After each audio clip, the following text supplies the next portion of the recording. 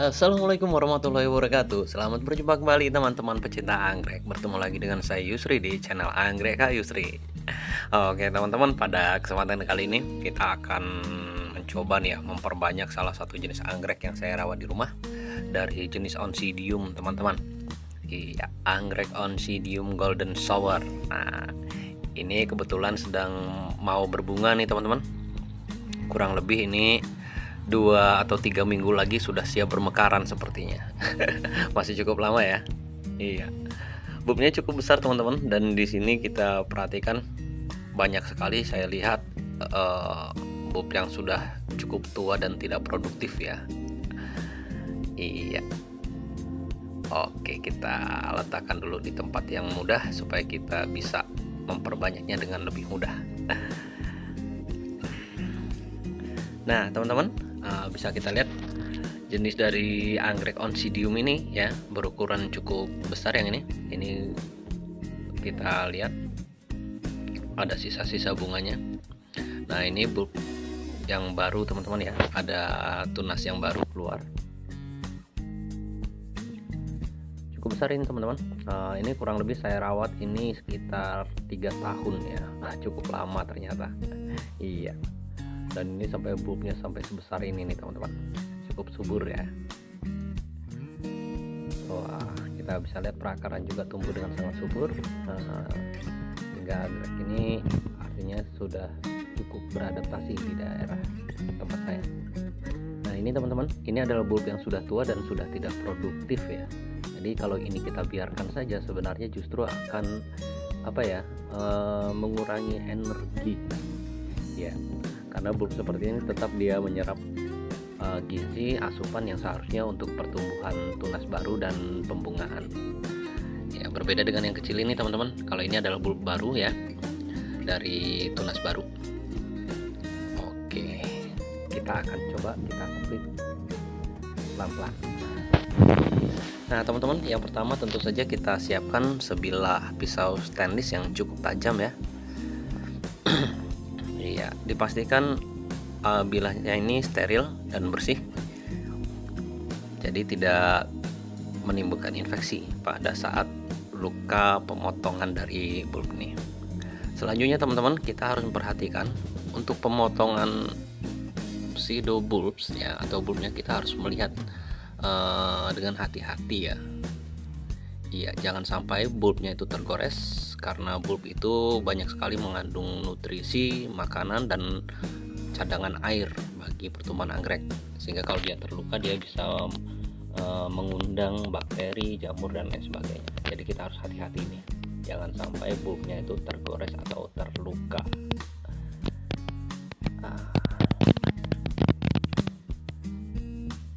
Iya.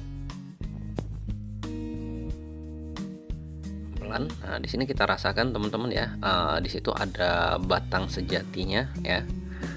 Ya, batang sejati dari anggrek, kita pastikan batang sejatinya itu putus dulu teman-teman. Nah, sudah terasa. Ya, sudah terasa. Selanjutnya bisa kita lihat di sini, sedikit kita buka coba. Wah, masih tersangkut akar ternyata. Ya, masih cukup berat ya teman-teman ya. Ya, bisa kita tarik sedikit coba. Masih menyangkut ternyata. Akarnya ini cukup rapat teman-teman. Oke, kita tarik lagi dengan hati-hati.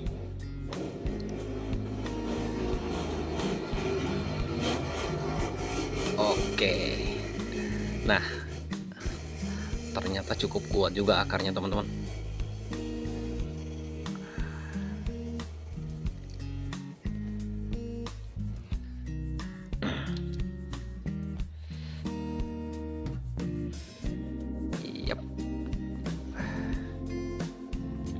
Nah, akhirnya terlepas. Oke teman-teman, ini dia nih, kita sudah dapat satu calon anakan baru ya. Nah, ini dia nih.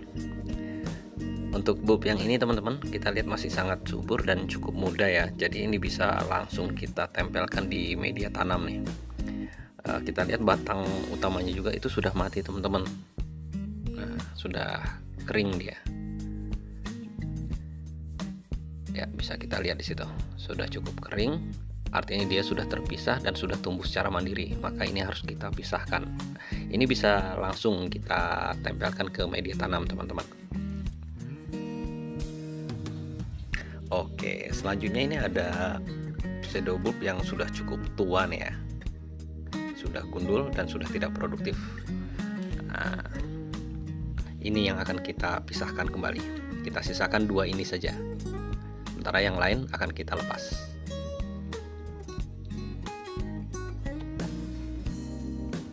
Iya teman-teman, sama seperti tadi, kita cari dulu batang sejatinya. Ya, cukup keras ya untuk Oncidium ini batangnya.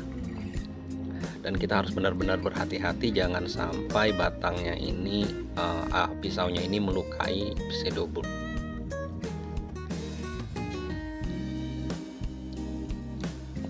Oke, sudah terlepas. Nah, itu teman-teman bisa terlihat batang sejatinya sudah putus ya.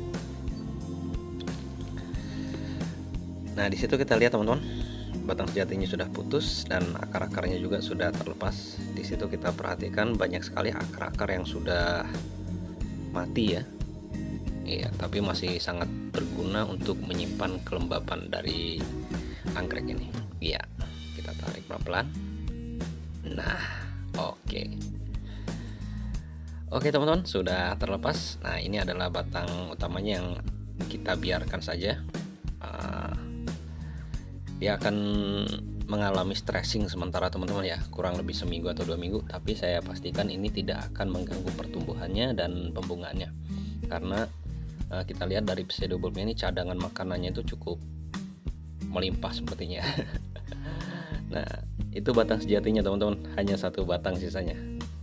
Selebihnya dipenuhi oleh akar-akar yang menempel dengan sangat kuat gitu. Nah, ini kita bersihkan teman-teman. Biasanya ini bisa menjadi tempat bersembunyi bagi hewan-hewan kecil ya, seperti siput ya, dan hama-hama lainnya yang mungkin saja ada. Oke, nah, batang ini kita kembalikan ke tempatnya dulu teman-teman ya. Kita tunggu nanti bunga anggrek ini sampai masa berbunganya. Tentu ini perawatannya harus ekstra nanti. Nah, di sini kita lihat dari pseudobulb yang lama teman-teman, masih terlihat cukup segar ya. Ada 3, 4. Oke, ada 4 batang ini, 4 pseudobulb ini yang akan kita pisahkan. Kita akan perbanyak. Untuk memisahkannya kita harus hati teman-teman, jangan sampai kita tarik dengan paksa ya, karena itu nanti bisa mengakibatkan terputusnya atau rusaknya pangkal dari pseudobulb, dan itu salah satu faktor kegagalan perbanyakan anggrek ya. Kalau kita tarik secara paksa, nah itu bagian batang sejatinya itu dan sambungan pseudobulb itu akan robek, sehingga dia akan luka dan mempengaruhi ya pertumbuhan dari pseudobulb ya, pertumbuhan tunas baru. Oke teman-teman, selanjutnya ini akan kita bersihkan dulu ya pseudobulbnya ini yang setelah kita pisahkan nanti. Nah, ini dia teman-teman, sudah kita bersihkan dari akar-akar yang sudah mati, dan tentunya ini memudahkan ya apakah anggrek ini nanti sudah beradaptasi atau belum. Iya, oke, kita bersihkan pelan-pelan teman-teman. Daun-daun yang sudah tua ini akan kita potong. Oke, nah itu kita lihat sisa tangkai bunganya itu, bunga yang lama ya. Iya, daun ini kita potong saja teman-teman, untuk mengurangi penguapan. Iya, jadi menghemat nutrisi pada pseudobulbnya ya. Jadi nutrisinya itu akan bisa digunakan sepenuhnya untuk pertumbuhan tunas baru dari pangkalnya ini. Oke, akarnya gondrong ini kita bersihkan saja, jangan sampai terlalu mepet ya. Ya, kita sisakan sedikit saja. Yep. teman-teman, di sini bisa kita lihat ternyata di sini banyak sekali akar-akar yang sudah tidak tidak produktif ya, sudah mati ya. Itu bisa kita lihat. Nah, ini bisa kita lihat teman-teman, pupuknya sangat bagus ya, dan cukup gendut ya. Oke, ini sisa batang utamanya. Nah, kita jaga. Oke, kita bersihkan juga yang ini. Nah teman-teman, ini sudah cukup bersih ya. Iya, ini bisa direndam dulu dengan cairan fungisida mungkin, atau bakterisida ya, boleh. Iya. Nah di sini bisa kita lihat teman-teman, sisa batang utamanya ya sangat terlihat, dan itu perlu kita bersihkan lagi. Nah teman-teman, untuk menghindari ya infeksi, biasanya saya menggunakan bahan-bahan yang alami saja. Seperti ini, saya menggunakan bawang putih ya, karena memiliki kandungan antibakteri yang cukup baik dan alami tentunya. Bawang putih ini kita bersihkan teman-teman ya, kita kupas ya. Boleh ditumbuk, dicopper, tapi karena ini hanya sedikit, saya hanya menggunakan setengahnya saja, itu sudah cukup teman-teman. Kita potong ya, lalu sedikit kita peras dan kita pastikan cairannya itu keluar teman-teman. Iya, jadi kita geserkan seperti ini. Nah itu ada cairan yang keluar teman-teman, itu kita oleskan saja di sisa luka dari batang sejatinya ini. Nah, bahan dari bawang putih ini sendiri teman-teman ya sangat efektif sekali untuk menghambat pertumbuhan bakteri, jamur ya, serta menghindarkan dari serangga, siput dan lain sebagainya ya. Selain mudah didapat, ini juga ya tentu sangat alami teman-teman ya. Iya, tanpa bahan kimia. Oke.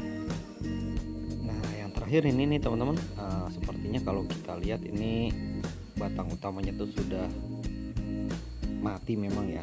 Oke, dia sudah beradaptasi dan sudah hidup secara mandiri, jadi tidak perlu, cukup kita beri spray pemupukan saja, perangsang pertumbuhan atau pupuk-pupuk alami lainnya yang bisa kita gunakan.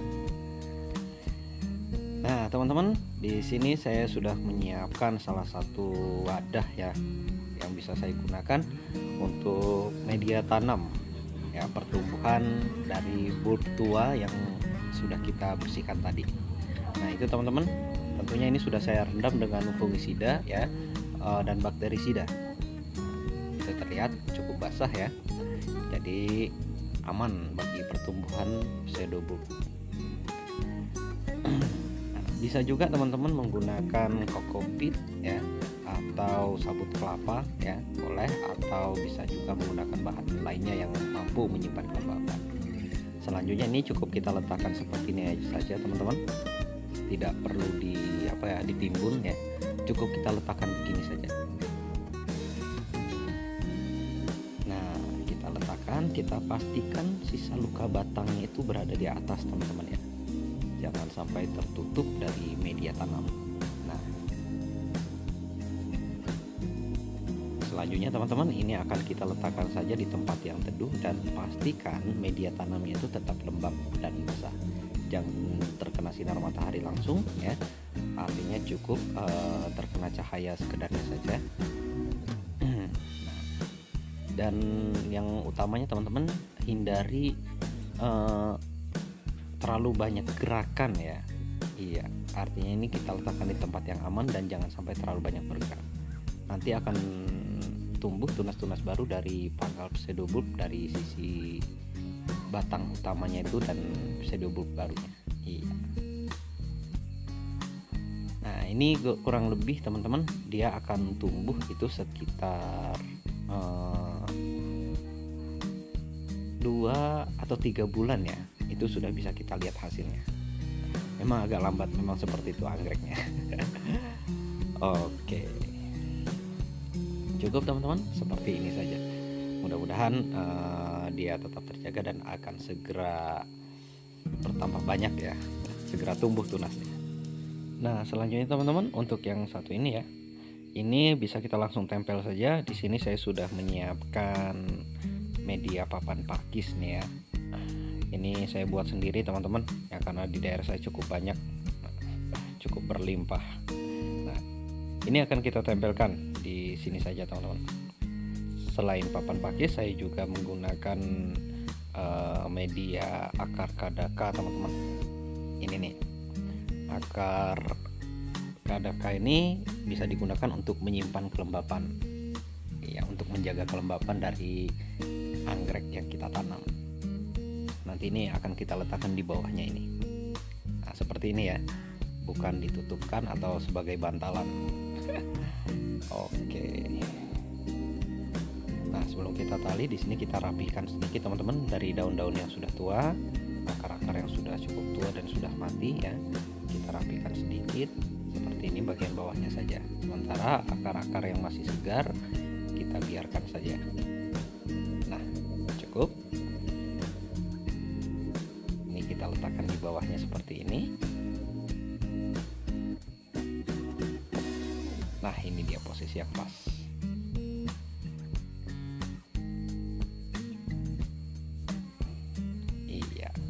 Selanjutnya ini akan kita ikat teman-teman. Saya di sini menggunakan tali rami ya.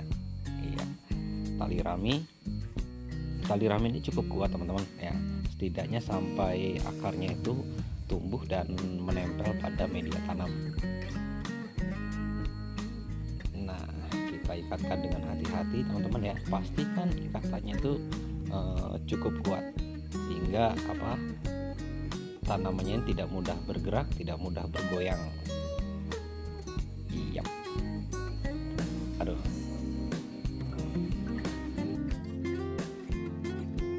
Baik teman-teman, sudah selesai. Iya. Cukup seperti ini saja. Ini juga sama ya, kita akan letakkan di tempat yang teduh sehingga dia sudah akan beradaptasi ya dengan media tanam yang baru. Oke teman-teman, untuk sementara sampai di sini dulu video kita kali ini. Semoga bermanfaat ya bagi para pecinta anggrek, terutama anggrek spesies. Terima kasih dari saya. Terus ikuti channel Anggrek Kak Yusri. Jangan lupa like, komen, dan subscribe serta bagikan jika video ini bermanfaat. Sampai jumpa lagi di video selanjutnya. Terima kasih dari saya. Saya akhiri. Assalamualaikum warahmatullahi wabarakatuh. Salam lestari.